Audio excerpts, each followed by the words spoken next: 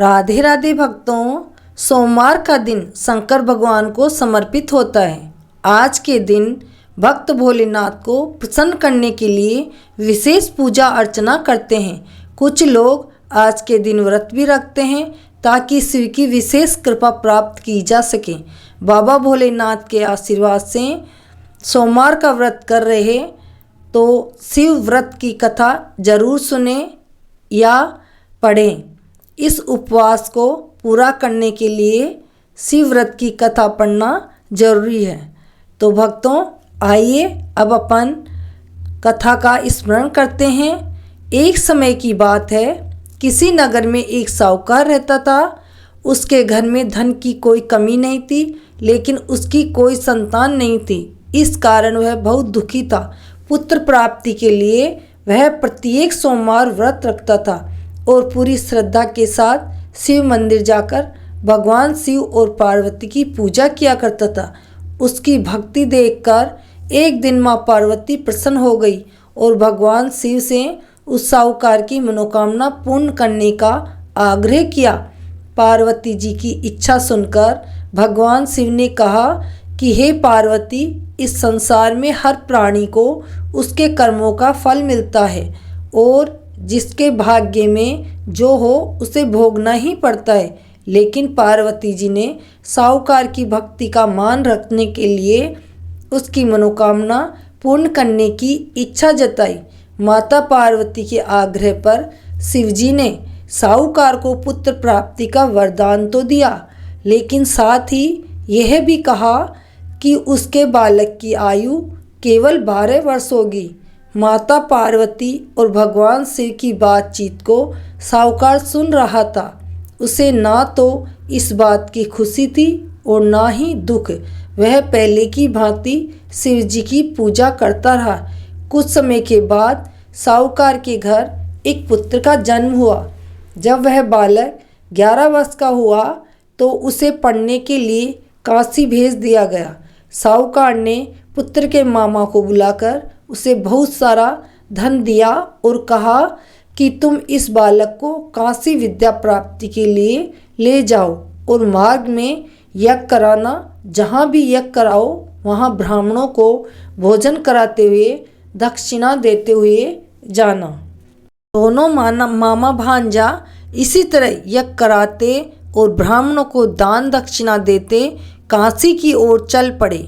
रात में एक नगर पड़ा जहाँ नगर के राजा की कन्या का विवाह था, लेकिन जिस राजकुमार से उसका विवाह होने वाला था वह एक आंख से काना था। राजकुमार के पिता ने अपने पुत्र के काना होने की बात को छुपाने के लिए एक चाल सोची। साहूकार के पुत्र को देखकर उसके मन में एक विचार आया। उसने सोचा, क्यों न इस लड़के को दूल्हा बनाकर राजकुमारी से विवाह करा दूं। विवाह के बाद इसको धन देकर विदा कर दूंगा और राजकुमारी को अपने नगर ले जाऊंगा। लड़के को दूल्हे के वस्त्र पहनाकर राजकुमारी से विवाह कर दिया गया। लेकिन साहूकार का पुत्र ईमानदार था। उसे यह बात न्याय संगत नहीं लगी। उसने अवसर पाकर राजकुमारी की चुन्नी के पल्लू पर लिख दिया कि तुम्हारा विवाह तो मेरे साथ हुआ है, लेकिन जिस राजकुमार के संग तुम्हें भेजा जाएगा वह एक आंख से काना है। मैं तो काशी पढ़ने जा रहा हूँ।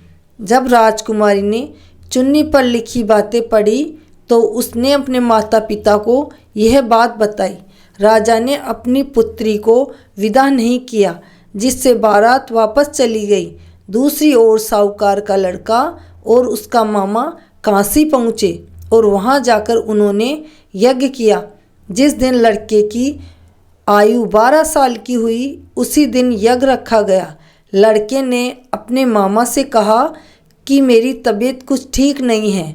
मामा ने कहा कि तुम अंदर जाके सो जाओ। शिवजी के वरदान के अनुसार कुछ ही देर में उस बालक के प्राण निकल गए। मृत भांजे को देख उसके मामा ने विलाप शुरू किया। संयोगवश उसी समय शिवजी और पार्वती उधर से जा रहे थे। पार्वती ने भगवान से कहा, स्वामी, मुझे इसके रोने के स्वर सहन नहीं हो रहे। आप इस व्यक्ति के कष्ट को अवश्य दूर करें। जब शिवजी मृत बालक के समीप गए तो वह बोले कि यह उसी साहूकार का पुत्र है जिसे मैंने 12 वर्ष की आयु का वरदान दिया। अब इसकी आयु पूरी हो चुकी है। लेकिन मातृभाव से विभोर माता पार्वती ने कहा कि हे महादेव, आप इस बालक को और आयु देने की कृपा करें, अन्यथा इसके वियोग में इसके माता पिता भी तड़प तड़प कर मर जाएंगे। माता पार्वती के आग्रह पर भगवान शिव ने उस लड़के को जीवित होने का वरदान दिया। शिवजी की कृपा से वह लड़का जीवित हो गया। शिक्षा प्राप्त करके लड़का मामा के साथ अपने नगर की ओर चल दिया। दोनों चलते हुए उसी नगर में पहुँचे जहाँ उसका विवाह हुआ था। उस नगर में भी उन्होंने यज्ञ का आयोजन किया। उस लड़के के ससुर ने उसे पहचान लिया और महल में ले जाकर उसकी खातिरदारी करी, अपनी पुत्री को विदा किया।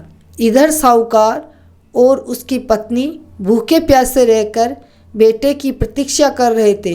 उन्होंने प्रण कर रखा था कि यदि उन्हें अपने बेटे की मृत्यु का समाचार मिला तो वह भी प्राण त्याग देंगे, परंतु अपने बेटे के जीवित होने का समाचार पाकर वह बेहद प्रसन्न हुए। उसी रात भगवान शिव ने व्यापारी के स्वप्न में आकर कहा, हे श्रेष्ठी, मैंने तेरे सोमवार के व्रत करने और व्रत कथा सुनने से प्रसन्न होकर तेरे पुत्र को लंबी आयु प्रदान की है। इसी प्रकार जो कोई सोमवार का व्रत करता है या कथा सुनता है और पढ़ता है, उसके सभी दुख दूर होते हैं और समस्त मनोकामनाएं पूर्ण होती है। सभी प्रेम से बोलो हर हर महादेव। भक्तों, ये थी सोमवार व्रत कथा। आपको कथा कैसी लगी? अच्छी लगी हो तो कमेंट में हर हर महादेव ज़रूर लिखना। चैनल को सब्सक्राइब करें। सब्सक्राइब करना बिल्कुल फ्री है। लाइक करें, शेयर करें। राधे राधे, जय श्री कृष्णा। ऐसी कथाएं लेकर मैं आपसे फिर मिलती रहूँगी।